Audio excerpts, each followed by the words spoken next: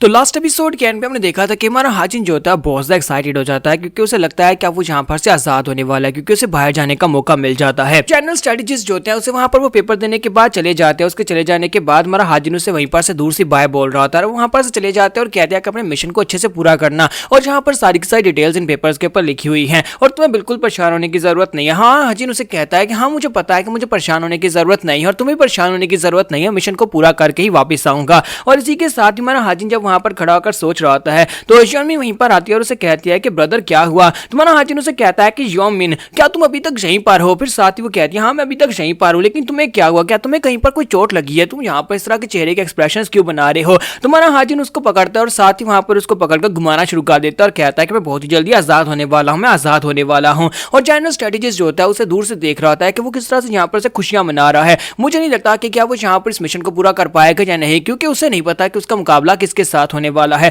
उसका मुकाबला यहाँ पर दो बहुत ही पावरफुल फैमिलीज के साथ होने वाला है, क्योंकि देखने में तो यहाँ पर 7 बड़ी फैमिलीज हैं जो कि डिवाइन डीमन कर्ल को पूरी तरह से सपोर्ट कर दिया, लेकिन असल में 7 बड़ी फैमिलीज में से कुछ ऐसी फैमिलीज हैं जो कि बागी हो चुकी हैं, जिनमें से स्पेशली जोक्सा फैमिली और ग्योंग फैमिली जो है, ये दोनों फैमिलीज जो है यहाँ पर डीमन कर्ल के खिलाफ जाने की कोशिश कर रही हैं और अंदर से रिबेलियन कर रही हैं। हमने इसे यहाँ पर जनरल इंस्पेक्टर इसलिए बनाया ताकि जाकर उनकी करप्शन को देख सके, उनके डॉक्यूमेंट्स को चेक कर सके, लेकिन इतना आसान नहीं होने वाला। वो लोग यहाँ पर इस बात को इतनी आसानी से नहीं मानने वाले और ना ही यहाँ पर इसके साथ कोऑपरेट करने वाले हैं और हो सकता है कि इसे वहां पर उनके पैट्रियट से फाइट भी करनी पड़ जाए। और हाजिन जब वहां पर अपनी छोटी बहन को पकड़कर उड़ा रहा होता है, वो वहां पर उसको लेकर घूम रहा होता है, साथ ही बहुत ज्यादा खुशी मना रहा था। इसी के साथ अंगवा वहां पर आ जाती है और कहती है कि यंग मास्टर जी आप क्या कर रहे हैं, आप यहाँ पर 7 जंग लॉर्ड के साथ ऐसा नहीं कर सकते, वो बेचारी बहुत ज्यादा कमजोर है। लेकिन इसी के साथ ही हमारा हाजिन उसके बाजू पकड़ लेता है और साथ ही वो डोंगफिल को भी पकड़ लेता है और इस तरह वो चारों अब वहां पर उड़ना शुरू कर देते हैं, क्योंकि हमारा हाजिन उन चारों को वहां पर घुमा रहा था और साथ ही वो सोच रहा था कि इस बार तो मैं वाकई में यहाँ पर से जाने वाला हूँ। तो वो कहता है कि मुझे यहाँ पर अपनी आखिरी पाल इन सभी के साथ अच्छे से गुजारने चाहिए। मेरे पास अंगवा है, डोंगपिल और साथ ही 7 जंग मिस है, ये भी यहाँ पर अब इस फैमिली का हिस्सा बन चुकी है। तो इन सभी को बाय बोलने मुझे काफी ज्यादा दिक्कत तो होगी, लेकिन फिर भी मैं जहाँ पर आजाद होने वाला हूँ, वो सपना जो मैं यहाँ पर देख रहा था आजाद होने का, वो पूरा होने वाला है। अंगवा उसे कहती है कि यंग मास्टर प्लीज मुझे नीचे उतार दे, मुझे चक्कर आ रहे हैं, लगता है मुझे उल्टी आ रही है। तो यंग मास्टर उसे कहता है कि अगर तुम्हें उल्टी आ रही है तो अपना मुंह डोंगपिल की तरफ खा लो, जबकि डोंगपिल चलाकर कहता है कि ऐसा मत करना, ऐसा मत करना। यहाँ पर तो एक हैप्पी सा सीन दिखा दिया और उसके बाद अगला सीन दिखाते हैं जहाँ पर हमारा डोंगपिल जो होता है वो ट्रेनिंग कर रहा था, उसने वाजरा याक्षा बॉडी को मास्टर कर लिया है। जाने से पहले हमारा हाजिन जो होता है उसको कहता है कि तुम्हें इस टेक्निक को कंप्लीटली मास्टर करना होगा। वो कंप्लीटली उस टेक्निक को मास्टर कर लेता है। उस टेक्निक के मास्टर करने के बाद हमारा हाजिन उसके पास आता है और उसे कहता है कि तुमने बहुत अच्छा किया, तुमने तो एक ही दिन में यहाँ पर वाजरा बॉडी टेक्निक को मास्टर कर लिया है। तो वो कहता है कि मास्टर ये सारी की सारी पावर तो सिर्फ और सिर्फ आपके लिए, ताकि मैं आपको प्रोटेक्ट कर सकूं। तुम्हारा हाजिन उसे कहता है कि तुम्हें लगता है कि तुम यहाँ पर अपनी पावर्स के साथ मुझे प्रोटेक्ट कर सकते हो। यहाँ पर मैं तुमसे एक बात कहना चाहता हूँ, अगर कभी मेरे ऊपर इतना बड़ा खतरा आता है तो तुम्हें यहाँ पर मुझे छोड़कर अपनी जान बचानी चाहिए। कभी भी ऐसा मत करना कि मेरी जान बचाने के लिए अपनी जान को खतरे में डाल देना। तो वो कहता है कि नहीं सर, ऐसा तो बिल्कुल भी नहीं होगा।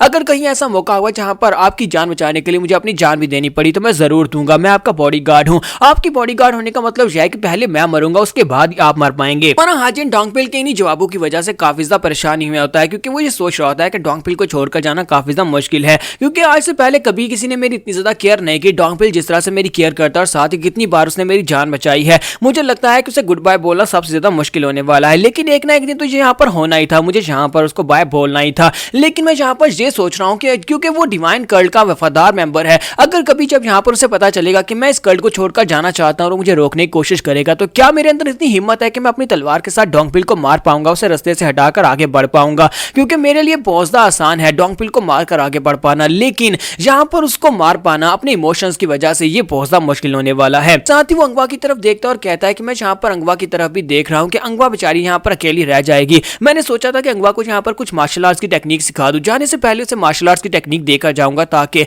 वो अपने आप को यहाँ पर बेहतर बना ले और अपने आप को स्ट्रॉन्ग बना ले, मेरे यहाँ पर ना होने के बाद भी अच्छी रहेगी। तो हाजिन वहां पर काफी ज्यादा उदास हो जाता है कि इन सभी को छोड़कर जा रहा है, लेकिन इसी के साथ ही गोल्डी जंप करते हुए उसकी तरफ आगे लपकती है। तुम्हारा हाजिन कहता है मैं तुम्हें तो भूल ही गया था, अगर मैं यहाँ पर बाकी सभी को छोड़कर चला भी जाता हूँ तब भी यहाँ पर कोई ना कोई तो है जो मेरे साथ ही रहने वाला और वो तुम हो। लेकिन फिक्र मत करना, अगर कभी तुम यहाँ पर डिवाइन डीमन कर्ल्ड में वापस आना चाहो तो मैं तुम्हें वापस छोड़ जाऊंगा, तुम यहाँ पर वापस आ सकती हो। और इसी के साथ ही हमारा हाजिन कहता है तो फाइनली अब यहाँ पर वक्त आ चुका है यहाँ से भागने का, यहाँ से निकलने का। तो यहाँ पर से नेक्स्ट सीन जो होता है हमें बिजर्क डीमन स्क्वाड का दिखाया जाता है, जहाँ पर होंगरियन जो होती है वो अपने सभी सोल्जर्स को ट्रेनिंग दे रही होती है। वो सभी के साथ बहुत ही टफ ट्रेनिंग कर रही होती है और कहते हैं कि तुम सभी लोग यहाँ पर नामर्दों की तरफ फाइट क्यों कर रहे हो, यहाँ पर मर्दों की तरफ फाइट करो, आखिरी दम तक फाइट करो, तुम्हें यहाँ पर हर बार इस तरह फाइट करनी है जैसे कि तुम जान लेने के लिए फाइट कर रहे हो। और जब वो वहां पर ट्रेनिंग कंप्लीट कर लेते हैं और कहते हैं कि तुम सभी लोग बहुत ज्यादा बोरिंग हो, पता नहीं आजकल हमें यहाँ पर कोई अच्छा मिशन क्यों नहीं मिल रहा, मैं बहुत ज्यादा बोर हो रही हूँ। जैसे वहां पर अपने टेंट के अंदर जाती है तो वहां पर मास्टर चू पहले से मौजूद होते हैं, सॉरी मास्टर गू पहले से मौजूद होते हैं। तो मास्टर गू से कहते हैं कि मैंने सुना कि तुम्हें एक मिशन की जरूरत है, मेरे पास एक बहुत ही अच्छा मिशन है जो तुम्हें बहुत सा पसंद आने वाला है, तुम्हारे सोल्जर्स यहाँ पर बोर हो चुके होंगे,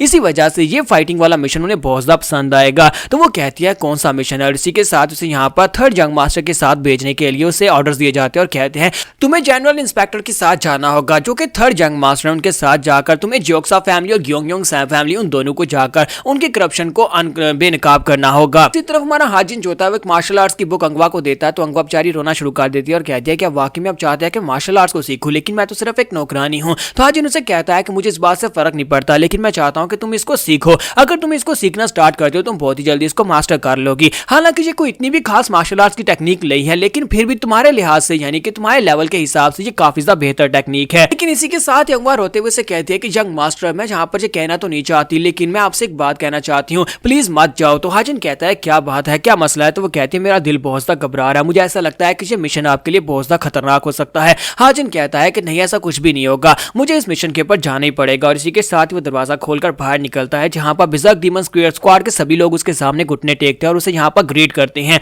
तुम्हारा हाजिन उनसे कहता है कि तुम सभी लोग यहाँ पर रेडी हो क्या, तुम सभी लोग रेडी हो, हम लोग यहाँ पर से जाने वाले हैं। और इसी के साथ हमारा हाजिन आगे चल पड़ता है और वो सभी लोग उसके पीछे पीछे अपने कैरवान में जाकर बैठ जाते हैं। तो वहीं पर रास्ते में से बताया जाता है कि हम लोग इसी स्पीड से आगे बढ़ते रहे तो हम बहुत जल्दी जोक्सा फैमिली में 5 दिन में पहुंच जाएंगे। तो हाजिन कहता है चलो ठीक है, ये तो ज्यादा अच्छी बात है, मुझे लगता है कि हम लोग यहाँ पर ब्रेक ना लें तो 2 दिन में पहुंच जाएंगे। जबकि हमारा हाजिन वहां पर चुपचाप बैठा होता है, सोच रहा होता है मैं यहाँ पर इस तरह से क्यों सोच रहा हूँ कि मैं यहाँ पर से दूर जा रहा हूँ, तो मुझे तो यहाँ पर खुश होना चाहिए, लेकिन मैं यहाँ पर परेशान हो रहा हूँ। मुझे ऐसा लगता है कोई ऐसी फीलिंग है जो मुझे यहाँ पर से बाहर जाने से रोक रही है, कोई ऐसी फीलिंग जो मुझे बाहर नहीं जाने दे सकती। लास्ट टाइम मरने से पहले जब वहां पर उन लोगों ने इनस्केपेबल नेट फॉर्मेशन को यूज किया था, जहां पर स्टील ब्लड फोर्ट्रेस और राइटियस हिमालय अलायंस दोनों तरफ से मेरे पर अटैक हो रहे थे, मैं वहां पर से निकल नहीं पाया था। लेकिन इस वक्त भी मुझे ऐसा लग रहा है जैसे इस वक्त हालात उससे भी ज्यादा बुरे हैं। हाजिन वहां पर सोच रहा था मुझे यहाँ पर समझ नहीं आ रही कि यहाँ पर क्या हो रहा है, मैं यहाँ पर से आजाद होने वाला हूँ लेकिन फिर भी मैं यहाँ पर आजाद नहीं हो पा रहा, यानी कि मेरी सोच है वो मुझे ये कह रही है कि मुझे डिवाइन डीमन कल्ट को छोड़कर नहीं जाना चाहिए।